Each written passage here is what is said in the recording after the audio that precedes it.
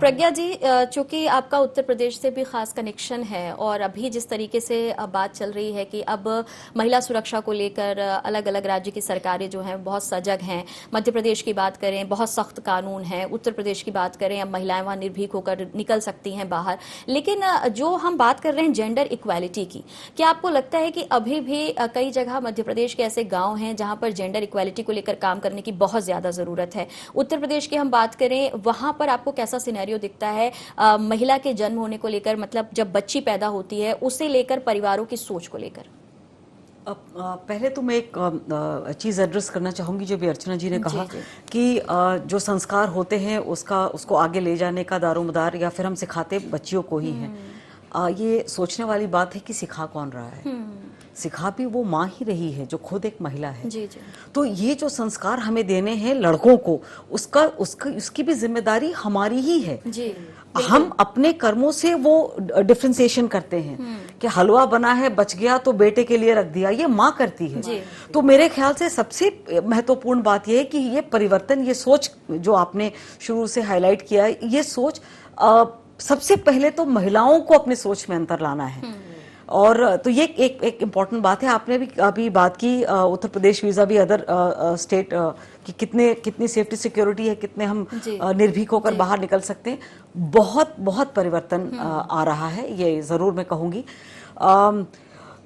खास तौर पे जो लो क्लास है, लो मिडिल क्लास है, मिडिल क्लास है, इनमें अब आप ये एक मुद्दा रहा ही नहीं कि बच्ची स्कूल जाएगी या नहीं जाएगी। ये मुद्दा नहीं रहा, वो जाना ही जाना है। और ड्रॉप आउट लेवल भी काफी कम हो गए हैं, तो ये मुद्दा नहीं है। पर ये मुद्दा जरूर है कि अगर 6 बजे 7 बजे शाम के बाद वापस आना है काम से या लाइब्रेरी जाना है तो कितनी सेफ्टी है, कितनी सुरक्षा है, ये जरूर अभी भी एक मुद्दा है। और ये मुद्दा सिर्फ इन्हीं 2 स्टेट का नहीं, ये अक्रॉस सभी जगह। इसकी भी वजह अगर आप देखें तो समाज का निर्माण भी हम ही लोगों ने किया है। यानी कि हम इतने वर्षों में एक ऐसे समाज का निर्माण नहीं कर पाए जहां हमारी बच्चियां, हमारे घर की महिलाएं निर्भीक होकर जा सकें। तो कहीं ना कहीं ये दारोमदार सभी का है। बिल्कुल कि हम सभी मिलकर ऐसा एक समाज बनाए। एक और बहुत महत्वपूर्ण बात यह है कि वैसे कहने को तो 50% जनसंख्या महिलाएं हैं, पर दिखती नहीं। दफ्तरों में, सड़कों पर, सिनेमा घरों में आपको वो 50% दिखती नहीं। मैं इसलिए रेज कर रही हूँ कि ये घटना मेरे साथ हो चुकी है। और इससे अचानक से कई बार आदमी सीखता है। किसी ट्रेनिंग के लिए मैं मसूरी गई थी और सुबह आदत है तो 5 बजे निकल गई थी वॉक करने। एक पहाड़ी बच्ची थी, स्कूल यूनिफॉर्म पहन रखा था उसने, मेरे ख्याल से 13-14 साल की होगी, और वो बड़ी तेजी से जा रही थी और सडनली उसने आकर मेरा हाथ पकड़ लिया।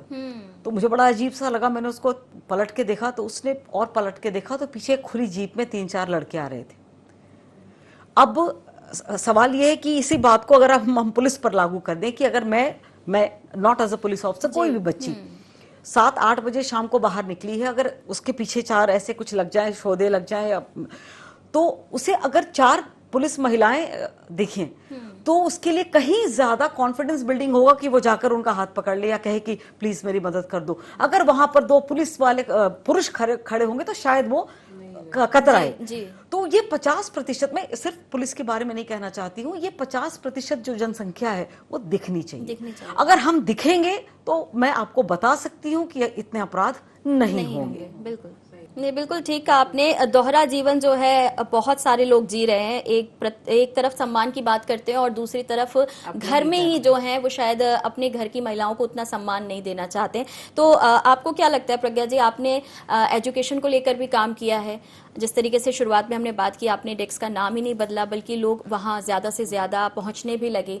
तो ऐसे में ये जो दोहरेपन की बात है, और साथ ही क्योंकि आपने बात की संस्कारों की, परिवारों की, एकल जो फैमिलीज हैं, न्यूक्लियर होती फैमिलीज हैं, आपको लगता है ये भी बहुत ज्यादा इम्पैक्ट डाल रही हैं? ये इनफैक्ट मेरा तो ऐसा मानना है कि ये जो हम बढ़ते चले जा रहे हैं और जो न्यूक्लियर फैमिली या एकल फैमिली आपने कहा बनते चले जा रहे हैं, इससे जो डोमेस्टिक वायलेंस का इश्यूज है, जो घरेलू हिंसा, इसके केसेस में बहुत बहुत इजाफा हुआ है।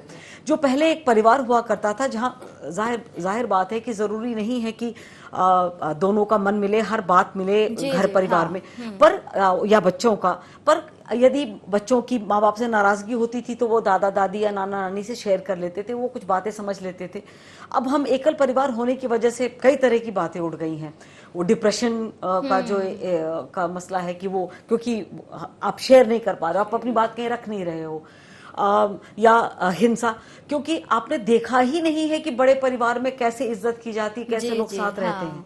तो और तीसरा, क्योंकि आप छोटे न्यूक्लियर फैमिली में हो, आपके हाथ में वो मोबाइल है या टीवी है, वो पेरेंट्स को भी सूट करता है, माँ बाप को, कि बच्चे को वो पकड़ा दिया और वो बिजी व्यस्त हो गए। तो और हर प्रकार की चीजें अवेलेबल हैं नेट पर। तो ये अब मैं निश्चित रूप से आपसे सहमत हूं कि ये जो न्यूक्लियर एकल परिवार बन रहे हैं, इससे बहुत ही फर्क ये जो सामाजिक ताना बाना, कई ऐसी खबरें हैं जो आपने भी कहा कि हम रिपीट भी नहीं कर पाते हैं कि क्या हो सकता है। तो ये सब इस बात की वजह से ही है क्योंकि अब हम सिर्फ अपने बारे में सोचते हैं। हमने सोचना ही छोड़ दिया एक समाज के तौर पे, और समाज की सबसे छोटी जो कड़ी है वो परिवार है, हमने सोचना ही छोड़ दिया। जब वहां रहते ही नहीं साथ में तो सोचते भी नहीं।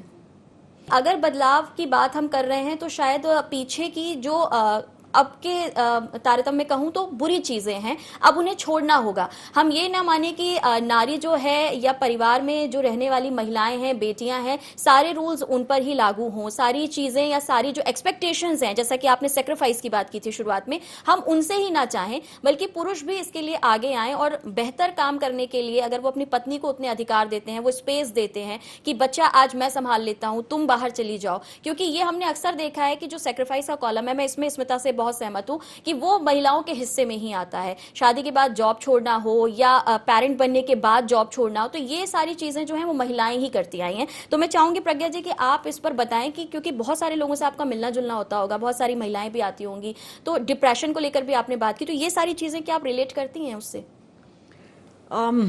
यहाँ पे मैं थोड़ा सा भिन्न मत रखती हूँ।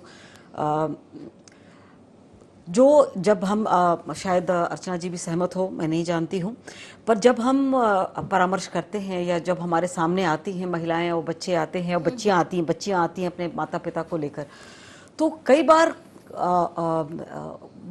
बड़ी तकलीफ होती है देखकर कि जिन बातों पर वो परिवार तोड़ने के लिए तैयार होती हैं वो मुद्दे कोई मुद्दे ही नहीं होते। और कहीं कुछ हम या तो क्योंकि मैं बार बार इस बात पर इसलिए जोर दे रही हूँ कि हमारे चाहे वो बच्चा हो या बच्ची हो, हमारे पढ़ाई का, हम किस ओहदे पर हैं, हम कितना कमा रहे हैं, हम क्या कर रहे हैं, क्या नहीं कर रहे हैं, इन सब का हमारे संस्कारों से बहुत ताल्लुक है। और जब वो बच्ची आती है और उसके माता पिता उसको सपोर्ट करते हुए, ऐसे ऐसे प्रकरण आते हैं कि भाई आपने तो देख सुनकर कि शादी की होगी बच्ची की, बच्ची रिश्ता इसलिए तोड़ रही है कि वो लड़का गांव में रहता है और शहर नहीं आ रहा, और वो माता पिता बैठकर उसको वहां सपोर्ट करते हैं। भाई आपने शादी क्यों की उसके गांव में, क्या आपको पता नहीं था? और ऐसा तो नहीं है कि गांव में या छोटे मुफस्सिल जगहों पे काम करने की अपॉर्चुनिटीज नहीं होती। बच्ची अगर काम करना चाह रही है तो वहां भी कर सकती है। तो गांव से भी बहुत अलग अलग तरह की प्रतिभाएं निकल रही हैं। ये थोड़ा सा फर्क मैं देखती हूँ ये पिछले सालों में कि जो जिस तरीके के प्रकरण, दो अलग ऑफ कोर्स दो अलग कैटेगरी हैं। एक वो है जो बिल्कुल वल्नरेबल लोग हैं, बच्चियां हैं छोटी या बुजुर्ग, मैं उनकी बात नहीं कर रही हूँ। मैं जो एक जो बीच का अमला है उनकी बात कर रही हूँ। तो उसमें कई बार ऐसा महसूस हुआ मुझे, परामर्श देने में भी या उनकी बात सुनने में भी, या किन वजहों से वो अलग होना चाह रही हैं, कि कहीं कुछ शायद हमें उन्हें सिखाने में कमी रह गई है। ये सैक्रिफाइस की बात नहीं है। I would like to repeat this कि ये सैक्रिफाइस की बात नहीं है। ये एडजस्टमेंट तो आप दो मित्रों में भी होता है। ये नोबडी इज परफेक्ट। तो ये आप बिल्कुल भी एडजस्ट करने को तैयार नहीं हो तो कहीं कुछ शायद हम पाश्चात्य देशों के जो पॉजिटिव्स हैं, जो उनके सकारात्मक चीजें हैं, उनको शायद नहीं देखकर कॉपी कर पा रहे। जो कुछ नकारात्मक है उसको हम बहुत जल्दी से शायद ले रहे हैं। हर फील्ड में नारी है, राजनीति की बात करें, मीडिया की बात करें, टीवी इंडस्ट्री की बात करें, पुलिस की बात करें, लेकिन आपको लगता है कि वहां रहते हुए अगर हम अपने आसपास के माहौल को भी थोड़ा और ग्रो अप करने की कोशिश करें, एक छोटा प्रयास अगर सभी महिलाएं करें, तो पुरुषों के साथ भी जो अन्याय की बात पुरुष करते हैं कि हमें कोई पूछता नहीं है, उसे खत्म किया जा सकता है? आपके सवाल का जो पहला भाग है उससे मैं आई एम ग्लैड कि आपने ये सवाल किया, और दूसरा भाग के लिए भी मैं बात करूंगी। एक जो चीज़ बहुत देखने में आती है कि महिलाएं कहीं पहुंच जाती हैं तो उनका नजरिया भी अन्य महिलाओं के लिए वैसा ही हो जाता है जैसा पुरुषों का है। वो चश्मा जो है वो पुरुषों का हो जाता है।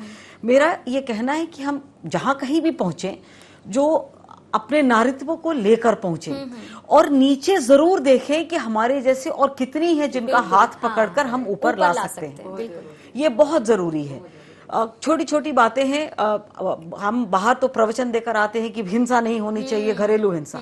घर में अगर हमारे घर में काम करने वाली, हमारी मदद करने वाली अगर एक दिन ना आए तो अगले दिन वो आने के साथ ही पहले डांट से शुरू होती है। हम कभी पूछते नहीं कि ये तुम्हारे चेहरे पर निशान है, क्या किसी ने तुम्हारे साथ कुछ किया।